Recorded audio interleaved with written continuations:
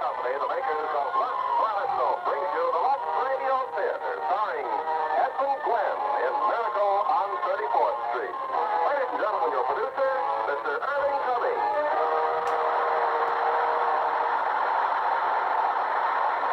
Greetings from Hollywood, ladies and gentlemen. Our Christmas present to you is one of our 20 greats, which has become a modern Christmas classic, Miracle on 34th Street. So if you have any doubts as to whether or not there's a Santa Claus, I want you to meet Edmund Glenn in a moment, when he will recreate his original role in this delightful 20th century Fox picture. It's Thanksgiving Day in New York City. On a broad avenue adjoining Central Park, an annual event is being joyfully awaited. The spectacular parade presented by Macy's department store to herald in the Christmas season. Away from the crowd are two of Macy's public relations experts. He's simply wonderful, Mrs. Walker. Just look at him on that float. The most realistic Santa Claus we've ever had. Why, he didn't even need any padding, did he? Padding? But didn't you notice his tummy? It's so round, it's so firm, it's so fully packed. Well, now that everything's under control, where on earth did you find him? I don't know. I just turned around and there he was. And to think that the man whose place he took was intoxicated. With a breath that would knock over a reindeer. Just think if Mr. Macy had seen him. Well, if Mr. Gimble had seen him, competition between our stores is tough enough as it is. I'm afraid starting. Let's stand at the curb. Bye-bye, Mr. Shellhammer. I'm going home and relax. Anyway, I can see it from there. I live just around the corner. So you do. Well, see you tomorrow, Mrs. Walker. And congratulations on finding the best Santa Claus in Macy's history.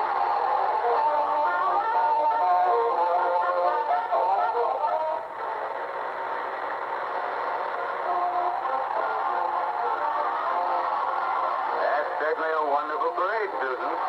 Oh, just look at that clown. Gosh, what a giant. Giant, Mr. Gary? There are no such things as giants. Well, not now, maybe, but in olden days. Really, Mr. Gary? And you a lawyer? Oh, what about giant Jack Hill? You know, Jack and the Beanstalk? Everybody knows that's a fairy tale. And I agree with my mother. Fairy tales are silly. Come in. Good afternoon. I'm Susan's mother. The maid said I'd... Hello, Mother. I'm welcome. Hi. Mr. Gary invited me. Hello, darling. Susie told me quite a lot about you, Mr. Walker. He told me quite a lot about you, too. The man on the front apartment. Oh, that's all part of the plot, Mrs. Walker. I'm very fond of Susie, but I also want to meet you. This is so frank. There goes Santa Claus. Don't even mention the name. Why not, Mother? That's Santa Claus, you see, the last-minute substitute. But why? Remember the way that Danica was last New Year's? Oh, my, tight as an owl. I see Susan doesn't believe in Santa Claus either. That's right. She never has. Well, that's the end of the parade. Mother, I've been thinking. It's Thanksgiving, and there are only the two of us. Couldn't you invite Mr. Gary? Well, Oh, please don't bother. I'll have a sandwich or something. Oh, we have such a big turkey. Please, Mother, please. Did I ask all right, Mr. Gary? Please. Oh, you asked fine, Susan. Send me the tree, Mr. Gary.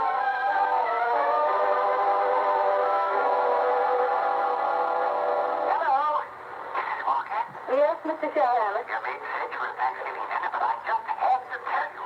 Your Santa Claus was stupendous. Well, thank you. Mr. Macy himself wants him to be our toy department Santa Claus. Well, fine. Can you hire him? I already have. Oh, he's a born salesman. I just feel it. Good. We'll talk about it in the morning. Thanks for calling, Mr. Shellhammer.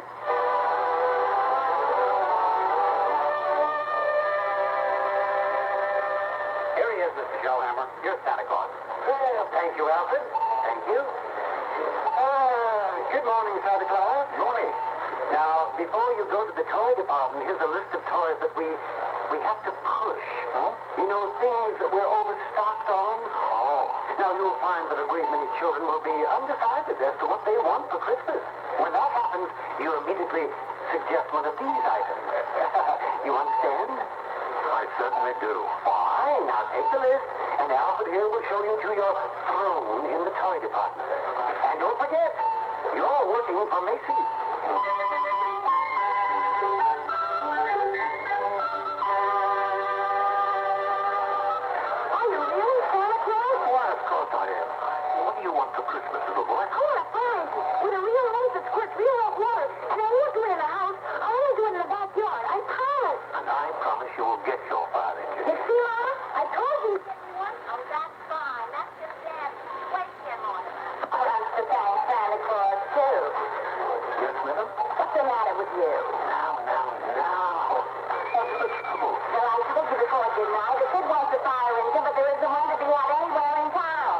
Macy's ain't got any, Gimbel's ain't got any, nobody's got any. My feet are killing me, and you say, okay, you get the fireman. Yeah, but you can get those filing. It's a Chunza. On Lexington Avenue, only $4.50. Wonderful dog.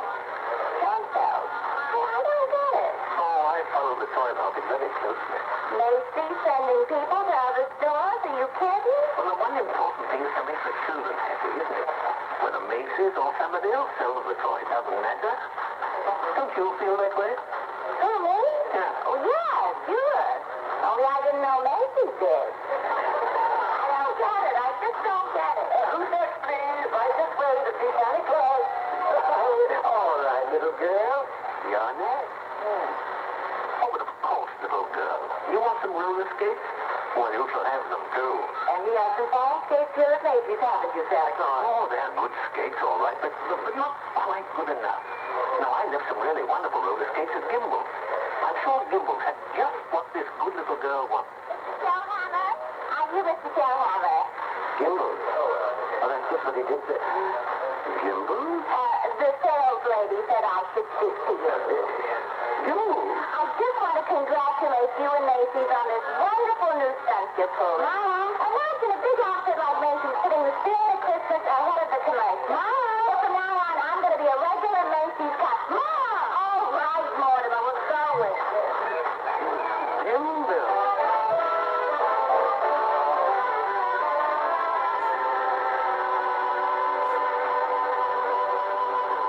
There's the toy department over there, Mr. Gailey. You certainly know all about the Macy's store, don't you, Susan? Well, that's because my mother works here. But I still think it's silly bringing me here to see Santa Claus. I'll just feel it when you've talked to him. Okay, Mr. Gailey. I'm certainly willing to try.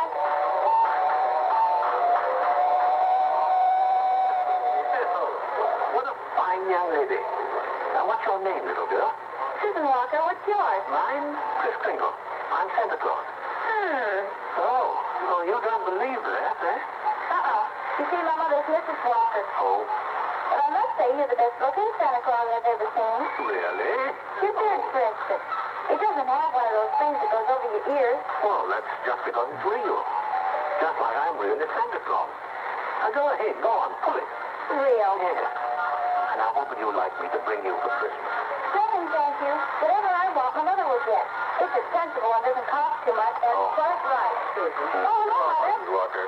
Hello, Mr. Gailey. The explanation for all this is very simple. Your maid's mother sprained her ankle. She had to go home, so she asked me to bring Susie down to you. As long as we were here, I figured we might as well say hello to Santa Claus. He has real whiskers, Mother. Susan, would you mind standing over there a minute? If you want me to.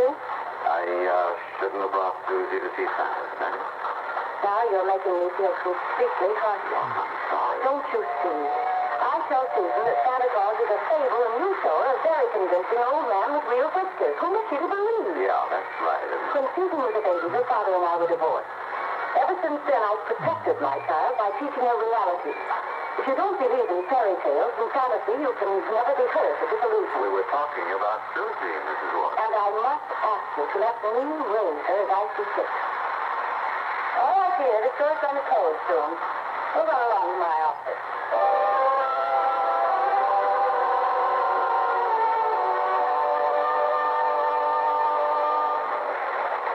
Alfred said you wanted to see me, Mrs. Walker. Oh, yes, come in.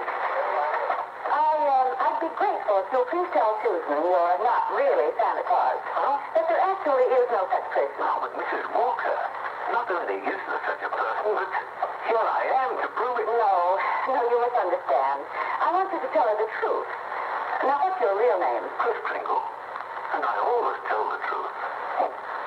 Susie, I bet you're in the first grade. Second grade. I mean your real name. Oh, that is my real name. My goodness, Susie, second grade? Very well. I have your employment card right here. I'll look it up on that. That's a very cute dress, Susie. It's from Macy's. We get 10% off. Oh, So you always tell the truth, do you? Look at your employment card. yes. Name, Chris Kringle. Address, Brooks Memorial Home, Great Neck, Long Island. You will call the home if you care to confirm that, Mrs. Walker. It's a home for elderly gentlemen. Would you also like for me to confirm this? What's that? Date of birth. As old as my tongue and a little bit older than my teeth. Place of birth. North Pole. Now, really. Why, I believe you doubt me, Mrs. Walker. And this tops everything. Next of kin. singer, dancer, prancer, and vixen. I'm sorry to have to do this, Mr.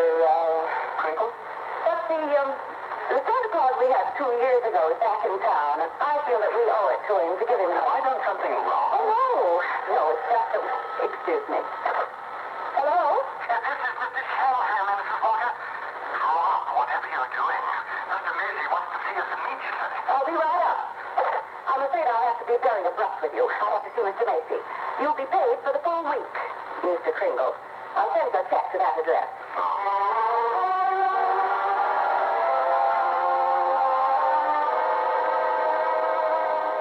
Come right in, Mrs. Walker, Mr. Shellhammer. Thank you, Mr. Macy. Now, about this new policy you two initiated. Macy's Santa Claus sending customers to Gimbal. But I can explain everything, Mr. Macy. You don't have to explain a thing.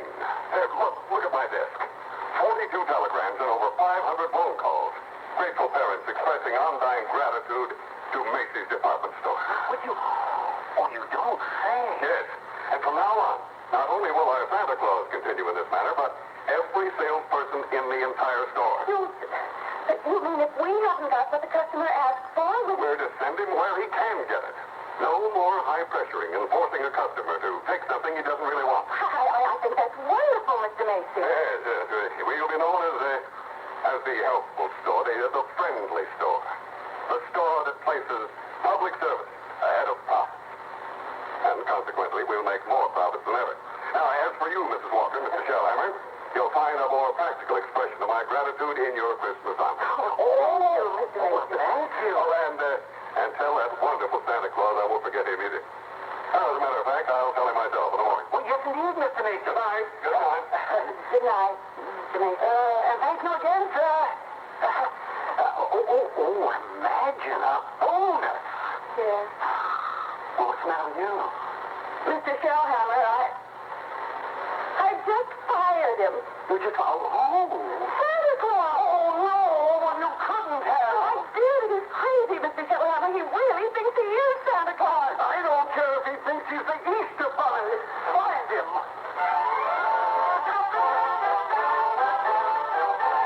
It was a frantic few hours that Doris spent last night rushing out to the Brooks Memorial Home in Long Island and assuring Kris Kringle that Macy's wanted him back as Santa Claus. So Kris is again presiding over the counted toy department, while in her office, Doris and Mr. Shellhammer. Don't you understand, Mr. Shellhammer? That old man with the nice white whiskers insists that he is Santa Claus. He's out of his mind. He might even be dangerous. I've got to tell Mr. Macy. But maybe he's only a little balmy. Anyway, you can't be sure until he's examined. We'll send him to Mr. Sawyer. Sawyer? In personnel. He's paid to examine employees, isn't he? And now, by the way, what do you think of this? What is it? A full-page ad. Macy's is running in tomorrow's newspaper. Macy's is running it. But it's all about the other stores, Joe's and I know. Mr. Macy's idea to help our customers find what they want. Revolting, isn't it? That Santa Claus certainly has started something. Well, I'll get hold of him in his lunch hour and send him up to Mr. Sawyer.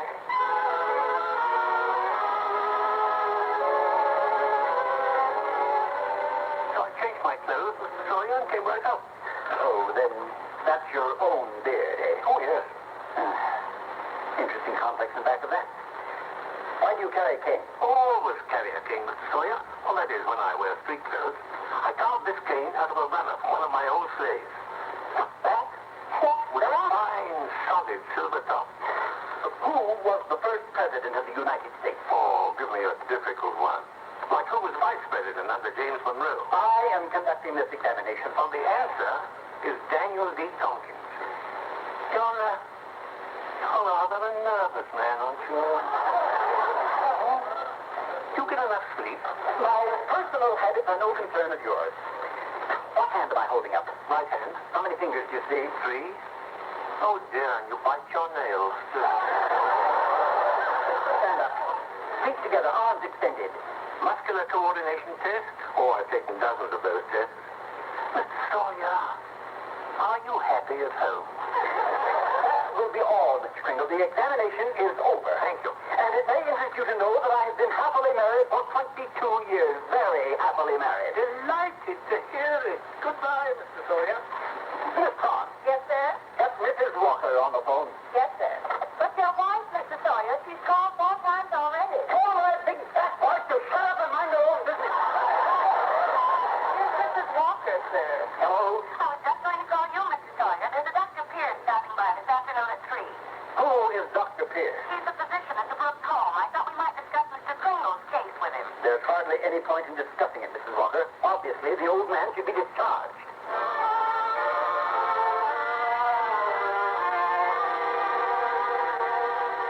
And so, Dr. Pierce, Kringle should be dismissed immediately and sent to a mental institution. Oh, now, just a moment, Mr. Sawyer. But he's deluded, saying that he's Santa Claus. It's a delusion for good. I've found he only wants to be friendly and helpful. His whole manner suggests aggressiveness. Look at the way he carries that cane. Mrs. Walker, naturally I can't discharge that loony, so when he exhibits his maniacal tendencies, please realize the responsibility is completely yours.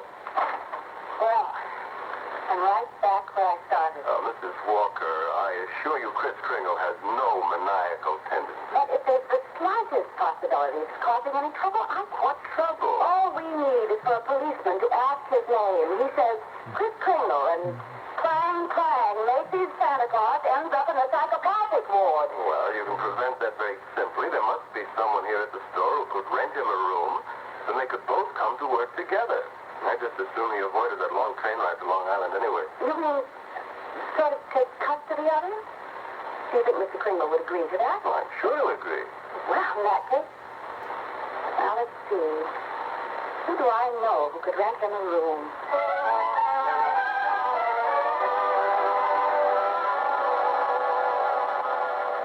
I'm glad you're going to have dinner with us, Mr. Kringle. Oh, thank you, Susie. I'm also very glad you're going to live next door with Mr. Gage. Why? Because you're nice to talk to. What a fine young man that Mr. Gailey is. Now just think. Allowing me to share his apartment, me, a mere stranger. He did it because Mother hid it to him. Well, anyway, I'm very grateful. Shall I tell you what I did in school today? Oh, by all means. Any games? Yes, and a very silly game, too. They played zoo, and each child was supposed to be an animal. But surely, they were just pretending. That's what makes the game so silly. Of course, in order to play games, you need imagination. Oh, that's when you see things, but they're not really there. Well, yeah. Yes, but to me, you know, imagination is a place all by itself. Now, you've heard of the French nation and the British nation? Well, this is the imagination. Very interesting place, too. Yeah, how would you like to be able to make snowballs in summertime, eh? Or to be the Statue of Liberty in the morning, and in the afternoon fly south of a flock of geese? I'm quite sure I'd like it, but... Oh, it's very simple. Anyway, the next time they play zoo, you can be a monkey. I don't know how to be a monkey. Yeah. Oh, I'll show you. First, you bend over a little, like this, see? Now, let your arms hang loose, see? And like this. Like this? Yeah, that's fine. Fine. Now, put your hand over here and start stretching, see? Oh, that's excellent, Susie. Yes. That's as fine a bit of stretching as I've ever seen. Now, Susie, now start chattering. Chattering? That's it, listen. See? That's it. And keep scratching, see? Now, we'll do it together, eh? Come on. Chatter and scratch and scratch and chatter. Yeah, that's fine, Susan. You're doing beautifully.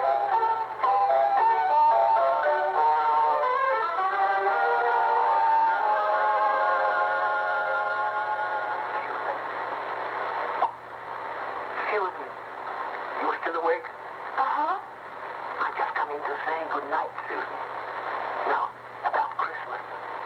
Must be something you'd like for Christmas. Well, I've certainly thought about something, Mr. Kringle. Well, what is it? Huh? Oh, tell me.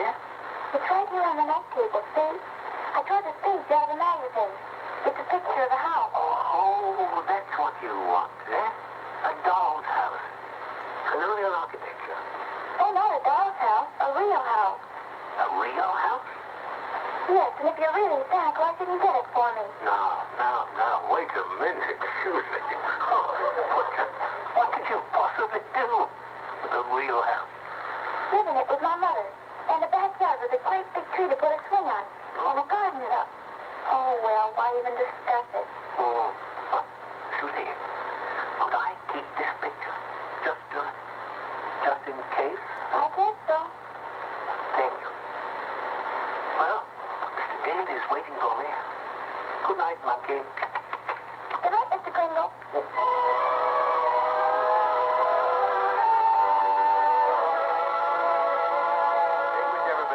Oh, you're very kind, really. Tell me, Mr. Daly, just what do you do for a living? I'm a lawyer. Oh? Hayslip, Sherman, and Mackenzie. And you like living here in the city? Oh, it's convenient.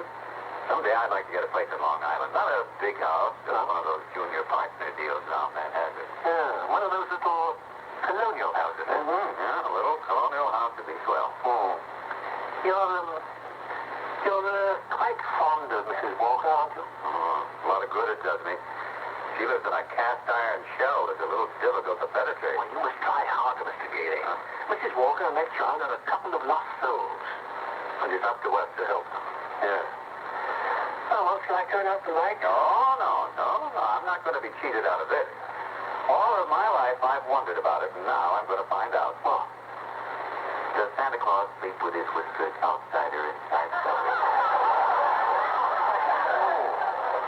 Outside, of course. Outside, by all means. The cold air makes them grow. Thank you.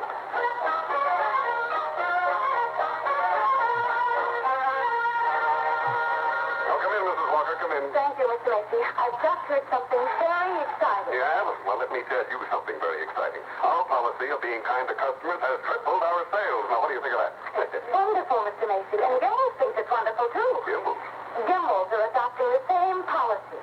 Well, is that so? And it gives me an idea. As long as Gimbals are doing the same thing, why not some pictures for the newspapers? Pictures? Yes. You and Mr. Gimbal shaking hands. Shaking hands. R.H. Macy and Gimbal? Well, yes. Yes. Yeah, well, why not? With Santa Claus. Oh, it's a great idea, Mrs. Walker. Macy and Gimbal shaking hands.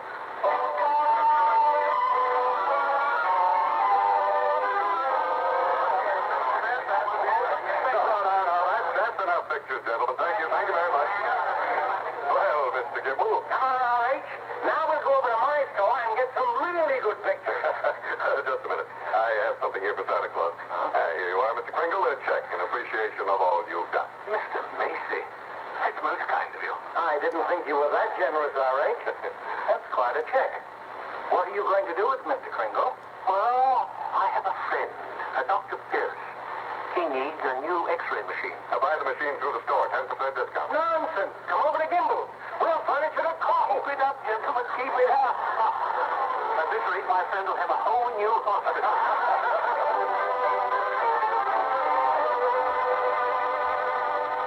How did the pictures turn out, Mr. Kringle? Oh, fine outfit. Fine. How about again checkers during lunch hour? Well, not today, Chris. I don't feel so good. Huh? What's the matter, Alfred? Oh, nothing much. Do you remember I was telling you how I like to play Santa Claus over at the Y and give out packages to the kids? Yeah.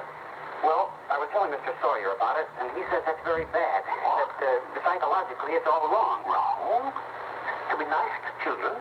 Well, he says guys who play Santa Claus do it because when they was young they must have done something bad. Oh. And now they do something they think is good to make up for it, see? It's what he calls a guilt complex. Alfred, what else have you found wrong with you? Oh, nothing much. Just that I hate my father. Oh? I didn't know it, but he says I do.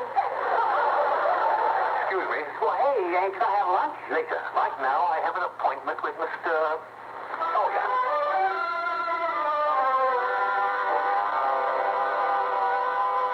What do you mean breaking into my office like this? Are you a licensed psychiatrist? What business is it of yours? I have a great respect for psychiatry and great contempt for meddling amateurs who go around practicing it. You shut up. You ought to be horsewhipped.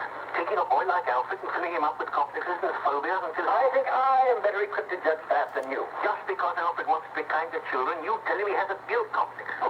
Having the same delusion you couldn't possibly understand. And don't you wave that cane at me. Either you stop analyzing Alfred and I'll go straight to Mr. Macy and tell him what a contemptible fraud you are. You get out of here. Get out before I have you the throat out. There's only one way to handle a man like you. Well, maybe this will knock some sense into you. Yes, my head, my head. Hey, Mr. Sawyer. Miss Brown, get me the police. Get me Mrs. Walker. Get me the psychopathic ward at Bellevue Hospital.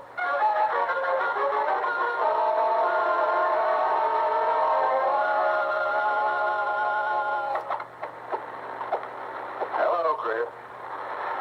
Hello, Fred. Chris, I've been speaking to the doctors here in the hospital. They said they'd given you some tests. Oh, yes. Same old test, except this time you failed to pass them. Now, Chris, you failed deliberately. Why? Because I had great hopes, Fred. I had a feeling that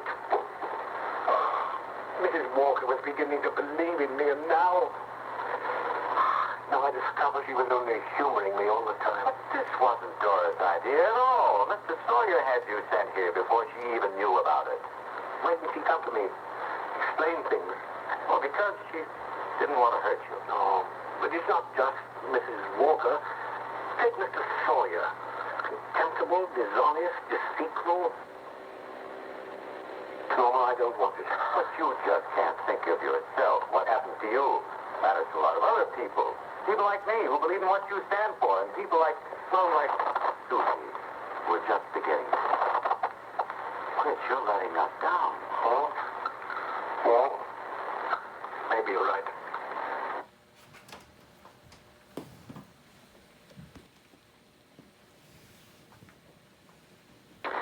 Oh, you're right. I ought to be ashamed of myself.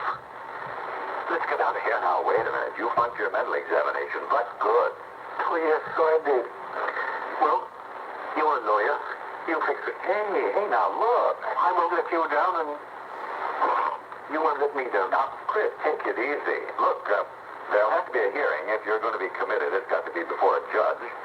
Well, if I can do anything at all, it'll have to be in that courtroom. Sit tight, Chris. I'll get an idea. I'll have to.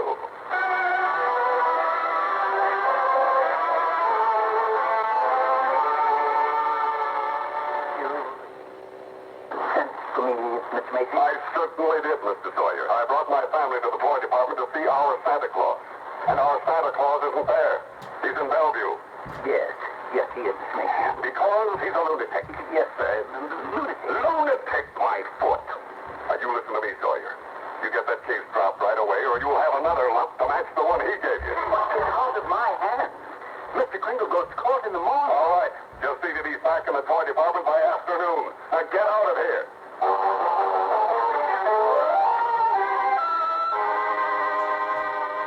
Miss Gailey. Yes, Miss Gailey. Yes? I've been looking all over for you. I'm Mr. Sawyer. Oh, so you're Sawyer. Yes. I was just speaking to the court clerk, and he said you represent Mr. Kringle. Well, I represent Mr. Macy. Then I'll see you in court. Yes, well, that's what I wanted to speak to you about. Mr. Macy would like to drop the whole case right now. You see, we are most anxious to avoid any publicity. No publicity, huh? That's very interesting. Then you will cooperate. You know something, Mr. Sawyer? You have just given me the idea that I've been searching for. I'm going to win this case. I'm going to have public opinion, and plenty of it. And publicity is just the way to do it. Miss Gailey. But Mr. Gailey.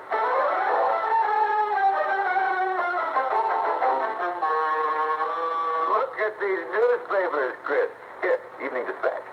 Doctors doubt sanity of Santa who launched Goodwill campaign. Oh, my. Daily Bulletin. Macy's Santa Claus to have lunacy hearing. What's this one? New York Express. Is Chris Kringle crazy?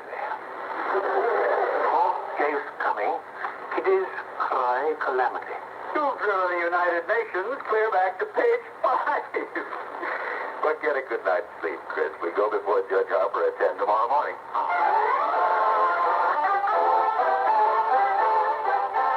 For a few weeks, a jolly elderly gentleman named Chris Kringle had been working minor miracles as Macy's Santa Claus. But now his sanity has been seriously questioned. And in a crowded courtroom, Judge Harper listens patiently as the assistant district attorney summons Chris to the witness stand. Now, this is not a trial, Mr. Kringle. It's just a hearing, so you don't have to answer any questions.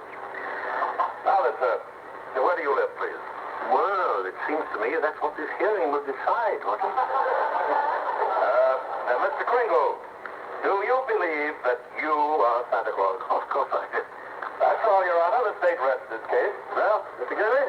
Your Honor, Mr. Merrick contends my client is not sane because he believes he is Santa Claus. An entirely logical conclusion. Anyone who thinks he's Santa Claus is crazy. Your Honor, you believe yourself to be Judge Harper, yet no one questions your sanity because you are Judge Harper, do they? Mr. Kringle is the subject of this sanity hearing, not I. Well, Your Honor, I intend to prove that Mr. Santa Claus. Mr. Merrick, I thought you said this was a cut-and-dry sanity hearing. Well, I thought it was, Your Honor.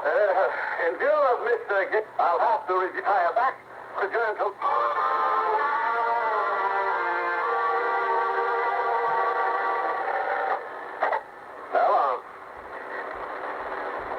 Well, can't wait until tomorrow. I'm eating my dinner. Who's been subpoenaed? Well, how do you think I feel about it? Yes, I'll see you tomorrow. Who is that, dear? R.H. Macy has been subpoenaed. Oh, Ma. They make me look like a sadistic monster who likes nothing better than to drown pussycats and tear wings off a butterfly. Quiet, dear. Tommy's still awake. Oh, yes. It would break his heart if he knew what he's doing. I'm doing my job as assistant district attorney. Well, I'm not so sure, but that I agree with him. Mr. Kringle looks like a very nice old man, and I don't persecute him. I am not persecuting him. I'm prosecuting him, dear. I like to, but there's nothing I can do about it. You know something, Thomas? Sometimes I wish I'd married a promise. Well, if I lose this very much, R.H. Macy, huh? I wonder what he's going to pull tomorrow.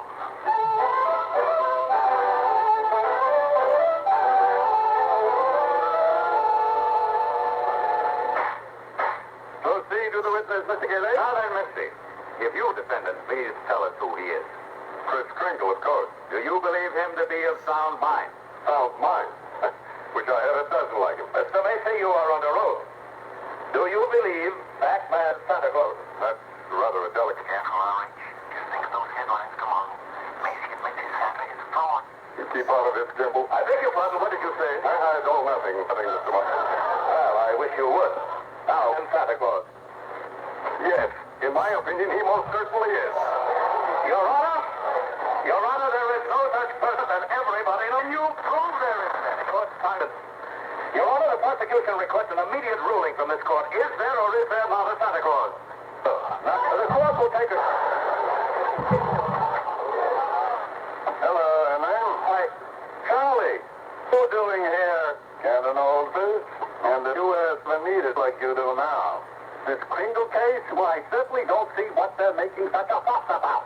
Henry, that's Santa Claus you are on top of dynamite, and you're coming up for re-election soon. Charlie, you know what happened last night? Martha brought the grandchildren. They wouldn't kiss Grandpa. They wouldn't even talk to me. See what I mean? If you rule there is no Santa Claus, you better start looking for that chicken farm right now. I'm a responsible judge. How can I seriously rule that there is a Santa Claus? Because, happens if you...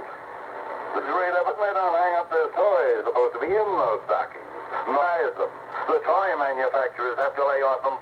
By now, you've got the AFL and the silicon. And they're going to say it with both, see? Oh, and the department stores are going to love you, too. Yes, sir, Henry. And what about the Salvation Army? They got a Santa Claus on every street corner, and they're taking a lot of money to help the poor. But you go ahead, Henry. You go in there and rule that there isn't any Santa Claus. But if you do, you can count on getting just 2 votes. Your own and that district attorney's out there. 1 vote, Charlie. He's a Republican.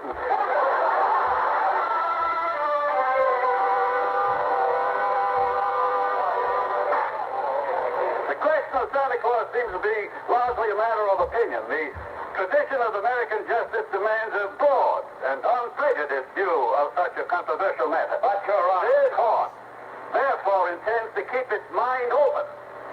We shall ask for evidence on either side. But, Your Honor, the burden of proof clearly rests with my opponent here. Can he produce any evidence to support his view? If Your Honor please, I can. Will Thomas Mara please take the stand? Who? Me? No. Jr. I believe he and his mother are both in court today. Hi, Papa. Hi. Tommy, do you believe in Santa Claus? I sure do. Gosh, he gave me a brand new sled last year. Now, Tommy, what does Santa Claus look like? Oh, there he is, sitting right over there. Your Honor, overruled. Tell me, Tommy, why are you so sure there's a Santa Claus? Because my papa told me so. Here's the Papa. Thank you, Tommy. Papa? Yes, you certainly will. Your Honor. Don't forget, Santa Claus. This year I want a football helmet. Don't worry, Tommy. You'll get it. Mr. Kringle, if you don't mind. I'm sorry, sir. Your Honor, the state of New York concedes the existence of a Santa Claus, but in so conceding, we demand that Mr. Gailey stop presenting personal opinion as evidence. I insist he submit authoritative proof that Mr. Kringle here is the one and only Santa Claus. Now, Mr. Gailey, are you prepared to show that Mr. Kringle is Santa Claus on the basis of unprejudiced authority? Well, no, not now. I need a little time. Oh, why not now? Tomorrow, Your Honor? Very well. Court's adjourned till tomorrow morning. Oh, brother.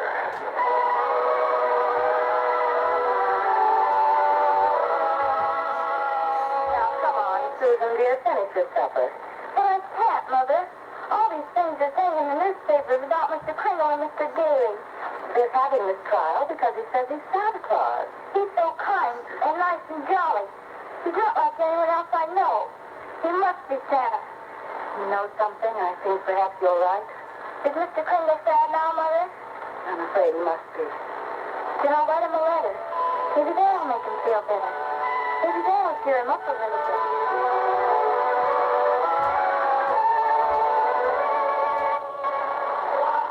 Oh, postman. Postman? Yeah, lady? Would you mind taking this letter? Oh, sure, lady. We're going straight down to the post office now. Okay, Louie, take it away. Hey, what do you know, Louie? Another letter for Santa Claus. Hey, here's a new one. Instead of North Pole, this kid's got his address to Chris Kringle, New York County Courthouse. Well, the kid's right. Huh? Oh, yeah, sure. They got him on trial down there. He claims he's Santa Claus, and the DA claims he's nuts. Hey, I got an idea. How many Santa Claus letters we got down there with a dead letter book? Who knows? Maybe 50,000. Bags and bags all over the joint. You mean? What's working? Why not? Wouldn't it be nice to get rid of them all? Wouldn't it? Boy, oh boy, look, Louie. As soon as we get to the post office and go see the supervisor. Hey, you know something? I thought we both get promoted.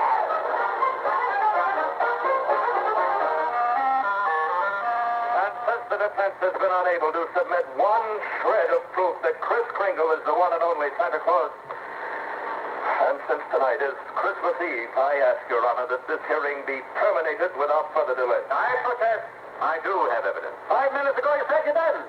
During Mr. Mayor's oration, the bailiff handed my client the evidence I refer to. What evidence? This second, Your Honor. Oh, yes, Mr. Kringle? It's from Susan Walker.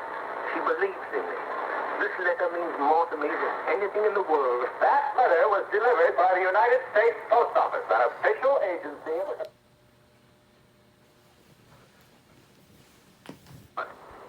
Post Office Department is one of the largest business concerns in the world. Last year, it did a gross volume of over $1 billion. And this year... Your Honor, I'm sure we're all gratified that the Post Office is getting along so well.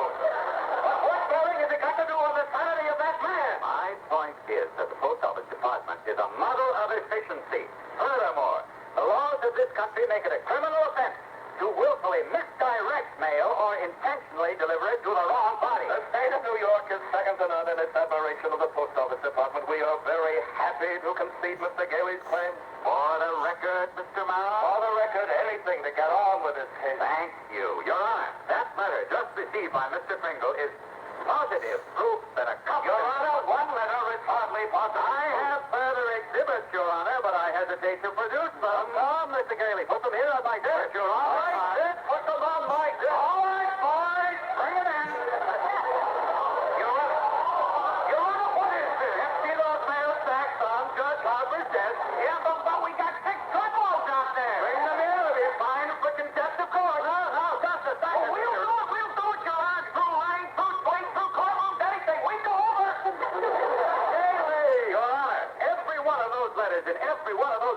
cassette is addressed to Santa Claus.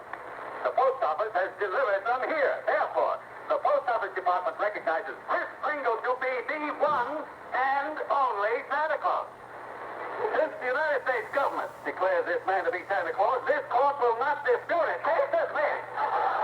Well, for heaven's sake, get this nail out of my courtroom.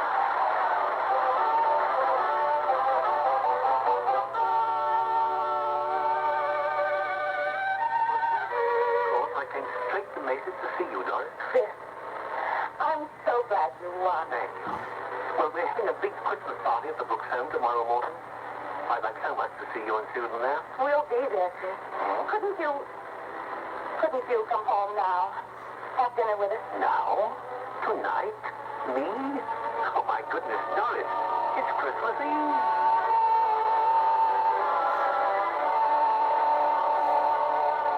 Alfred, look. Look who came all the way out here to the home. Just for our Christmas party. Chris, it's Mr. Macy. Yes, and Mr. Gimble, too. Oh, excuse me, Alfred. Mrs. Walker and Susie have to leave now, and You got so many presents. Not the one I wanted. Not the one Mr. Kringle was going to get for me. So what was it? It doesn't matter. I knew I wouldn't get it. But I thought he'd at least tell me why. Susie. I'm sorry, Susie. I tried my best. You couldn't get it because you're not Santa Claus, Susan. Just a nice old man like Mother said. But I was wrong when I told you that. You must believe in Mr. Kringle and keep right on doing it. You must have faith in him. It doesn't make sense, Mother. Faith is believing in things when common sense tells you not to. But Mother, you always said... Just because things don't turn out the way you want them to the first time, you still got to believe in people. I found... Hello, Doris.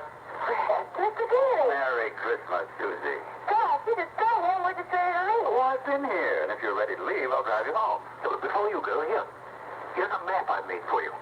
You will miss a lot of traffic. About 4 miles south, you will see Ashley Avenue. That's the street you want. Ashley Avenue. Thanks, Chris, and Merry Christmas. Merry Christmas to you, Fred. And to you, my dear. And to you, Susie.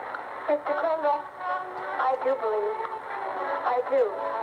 It's silly, I suppose, but I do.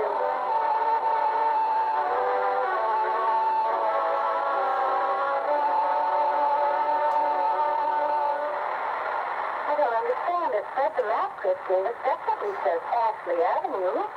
We've been on Ashley Avenue now, Fred. Stop the car, please. Susan, what is it, darling? What's the matter? There it is, the house. Susie! What in the world? She's going into that house. At least there's no one home. It's brand new. It's just been built. Now, for sale. It's for sale? What on earth is that tied up to?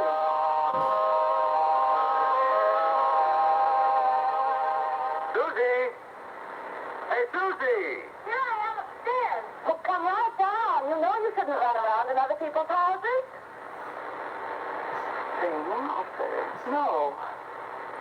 No, I mean this house. I've seen this house somewhere. I know I have.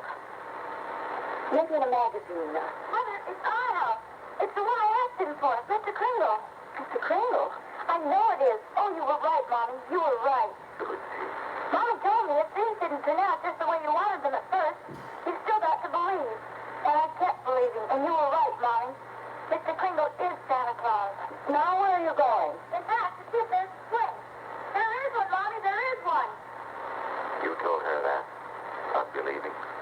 Well, you told me, Fred. The sign outside. For sale.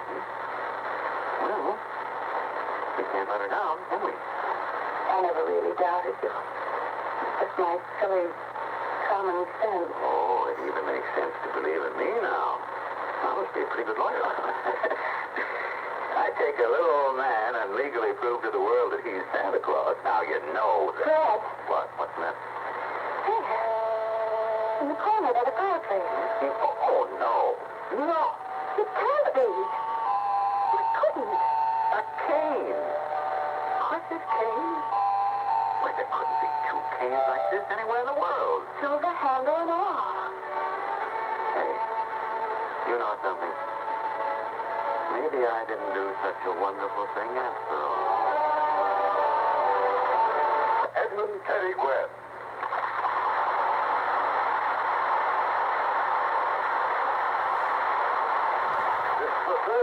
You've been our Santa Claus, Teddy, and it was delightful as ever. It's one of my favorite parts, Irving, because every time I'm Santa, I get letters from those pretty Lux girls. Right, well, the kindergarten, Doris, with Bill Connor as Fred, Patty Iannall as Susan, William Carl as Mara, Polly Bear as Sawyer, Bill Boucher as Macy, Herb Butterfield as the judge, and Yvonne Sadie, Harry Shearer, Mary Jane Croft, Joe Forte, Sandy Carson, Chet Mencken, Howard McNair, Sam Edwards, Herb Vigran, and Eddie Marr. Original story by Valentine Davies. A radio play.